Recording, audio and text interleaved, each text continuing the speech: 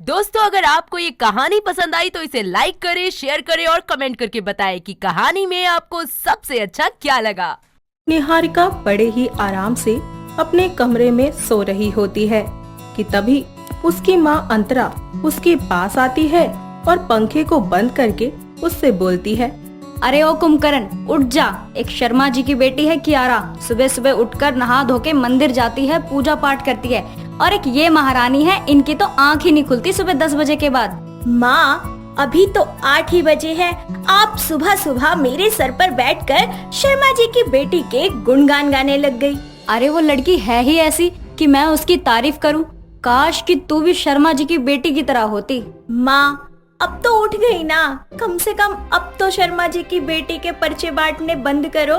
इतना बोलकर निहारिका सीधा उठकर वॉशरूम में चली जाती है और कुछ ही देर में तैयार होकर अपनी माँ के पास जाती है और अंतरा से बोलती है, माँ, भूख लग रही है और मैं ट्यूशन के लिए भी लेट हो रही हूँ। हाँ हाँ, बन गया, ये ले।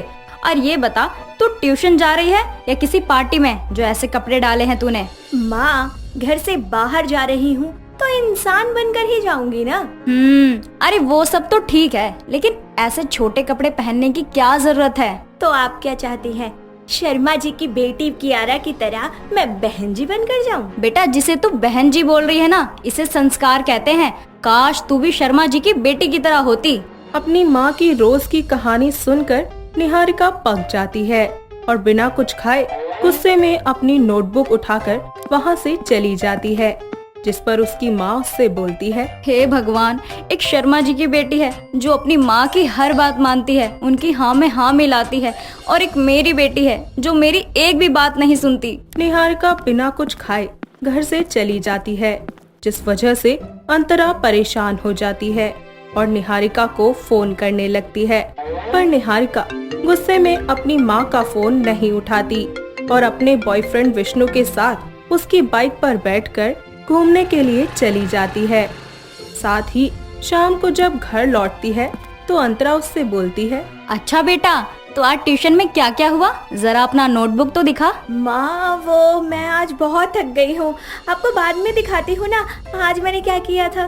कोई बात नहीं बेटा, लेकिन मैं तुझे आज दिखाती हूँ कि मैंने क्या क्या देखा आज। अपनी माँ की ऐसी बातें सुनकर निहारिका घबरा जाती है और अंतरा उसको उसकी और विष्णु की एक साथ वाली फोटो दिखाते हुए उससे बोलती है, एक शर्मा जी की बेटी है जो कॉलेज से सीधा घर जाती है, समझी? और एक तू है जिसकी आशिकी ही खत्म नहीं हो रही। देख लेना, एक दिन वो लड़की तरक्की करेगी और तू शादी के बाद ससुराल में चूल्हा चौका करेगी। माँ, अब फिर से शुरू हो गई। अरे जब देखो शर्मा जी की बेटी ये, शर्मा जी की बेटी वो, शर्मा जी की बेटी फलाना ढिमकाना। अरे सुन सुन कर मैं पागल हो गई हूँ। निहारिका गुस्से में जाकर अपने कमरे में बैठ जाती है और कुछ ही देर में अंतरा उसके लिए उसके कमरे में खाना लाती है और अपने हाथों से उसे खिलाते हुए बोलती है, बेटा, मैं तुझे कंपेयर नहीं कर रही, मैं बस ये बताना चाहती हूँ कि जैसे लोग उसकी तारीफ करते हैं ना, वैसे ही सब तेरी भी तारीफ करें। अपनी माँ को ऐसे उदास और उनकी बातें सुनकर निहारिका को अच्छा नहीं लगता। वो अपनी माँ से अपनी हरकतों के लिए माफी मांगती है। अंतरा भी निहारिका को माफ कर देती है और विष्णु के बारे में एक फ्रेंड की तरह पूछती है। निहारिका भी अपनी माँ को उसके बारे में सब बता देती है। अगले दिन वो विष्णु से मिलती है और उससे बोलती है, विष्णु, तुम्हें नहीं पता, किसी ने तुम्हारी और मेरी फोटो क्लिक करके मेरी माँ को सेंड कर दी थी, जिसके बाद उन्होंने मेरा घर से निकलना ही बंद कर दिया था। क्या? तो तुम्हारी माँ ने कुछ बोला नहीं? नहीं, मेरी माँ दूसरों की तरह नहीं है, पर मुझे फिर भी जानना है आखिर ये किसकी हरकत थी। ये तो तुम अपनी माँ से भी सीधा पूछ सकती हो। यार, मेरी माँ इतनी भी अच्छी नहीं है। निहारिका उससे बात कर ही रही होती है कि तभी उसकी नजर शर्मा जी की बेटी पर पड़ती है, जो कि शॉर्ट ड्रेस में कुछ लड़कों के साथ एक कोने में खड़ी होकर ड्रिंक कर रही होती है। उसका ये रूप देखकर निहारिका बहुत हैरान हो जाती है और बोलती है, हो, तो ये है इन मैडम की असलियत।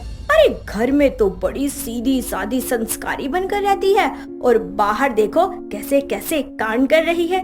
इसकी वजह से मेरा जीना हराम हो गया है। ये है क्या जो तेरे मोहल्ले में इतनी फेमस है? अरे ये लड़की एक नंबर की बिग डायल है, बिग डायल। तुम्हें कैसे पता? तुम कैसे जानते हो इसे? बहुत अच्छे से। पता नहीं कितने आशिक हैं इसके जो इस पर पैसे उड़ाते हैं। और तो और एक नंबर की नशेड़ी भी है ये। वैसे भी ये मेरे कॉलेज की ही है और इसके कुछ आशिक में से एक मेरा दोस्त भी था जिसका इसने बहुत अच्छे से काटा था। शर्मा जी की बेटी की सच्चाई जानकर निहारिका को यकीन नहीं होता और उसके सामने जो नजारा था उसको वो इग्नोर भी नहीं कर सकती थी। निहारिका तुरंत उसकी पिक्चर्स क्लिक कर लेती है जिसमें वो ड्रिंक कर रही होती है। उसकी ये पिक्चर्स लेकर वो सीधा अपने घर जाती है जहाँ पर अंतरा उसे घर का काम करने को कहती है, लेकिन निहारिका काम करने से मना कर देती है और एक बार फिर उसकी माँ शर्मा जी की बेटी का नाम लेकर उससे बोलती है, अरे कुछ सीख ले उससे। एक शर्मा जी की बेटी है, घर का सारा काम करती है और तुझे एक काम बोल दो तो नाक टेढ़ी कर लेती है अपनी। अपनी माँ की ये बात सुनकर इस बार निहारिका गुस्सा ना होकर बल्कि सोफे पर आराम से लेटकर अपने फोन में शर्मा जी की बेटी के पिक्चर्स को देखकर अपनी माँ से बोलती है, अब बोलो माँ, बन जाऊं शर्मा जी की बेटी कियारा के जैसी? ये बोलकर वो अपनी माँ को शर्मा जी की बेटी की वही पिक्चर्स दिखाती है जो कि उसने क्लिक की थी, जिसे देखकर अंतरा जल्दी से उसके हाथों से फोन ले लेती है और फिर बोलती है, हाय राम जी, ये शर्मा जी की बेटी मोहल्ले में तो कितनी संस्कारी बनती है और यहाँ तौबा तौबा। माँ, अगर आप ये सब देखने के बाद भी चाहती हो कि मैं ऐसी बन जाऊं तो ठीक है, बन जाती हूँ शर्मा जी की बेटी जैसी। खबरदार, अगर तू इसकी तरह बनी तो तू जैसी है वैसी ही रहना। माँ, तो मुझसे प्रॉमिस करो कि आज के बाद आप शर्मा जी की बेटी का नाम भी नहीं लेंगी और ना ही कभी मुझे उससे कंपेयर करेंगी। अरे कभी नहीं बेटा। अच्छा माँ, एक बात और पूछनी थी, आपके पास मेरी और विष्णु की पिक किसने सेंड की थी? अरे मिसेस शर्मा जी ने भेजी थी। कियारा ने तेरी पिक लेकर अपनी माँ को दिखाया और उन्होंने मुझे भेज दिया।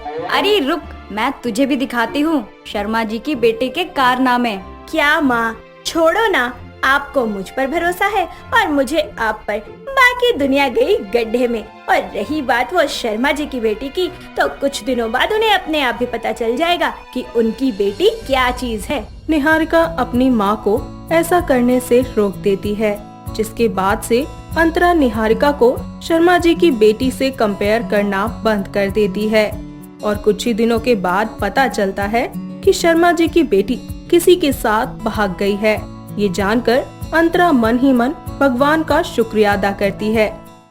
हर रोज एक नई कहानी देखने के लिए चैनल को सब्सक्राइब करें और बेल आइकन दबाना ना भूलें।